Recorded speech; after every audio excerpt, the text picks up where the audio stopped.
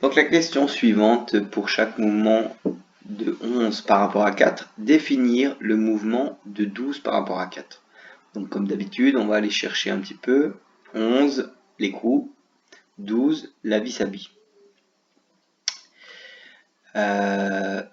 Donc 11, l'écrou qui est ici. La question est, s'il va vers la gauche ou vers la droite, quel est le sens de rotation? Si vous avez compris que c'était un mouvement hélicoïdal, quel est le sens de la rotation de la vis? Alors, dans le document réponse, en fait, j'avais l'impression d'être assez clair, mais on va voir. Si l'écrou, donc l'écrou et donc la pièce 9 tournent dans un sens trigonométrique suivant z, c'est-à-dire que on voit l'axe z ici, on voit l'axe y ici, ça sous-entend que l'axe x rentre dans le tableau, enfin dans l'écran, pardon. Ça sous-entend que le sens de rotation est bel et bien, comme la flèche l'indique, de x sur y.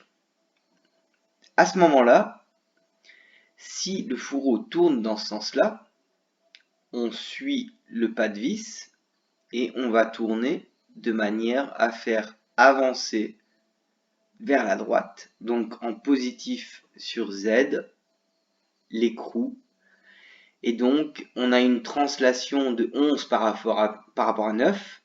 Donc, quand le fourreau tourne en sens trigo, l'écrou va vers la droite.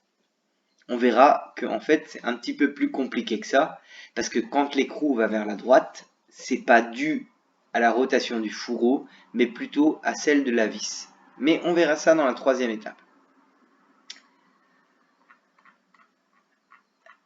Maintenant, quand ce qui nous intéresse d'ailleurs, quand le fourreau 9 tourne dans le sens horaire, c'est-à-dire en fait tout simplement dans le sens d'entraînement par la manivelle, quand on va entraîner le système et l'armer.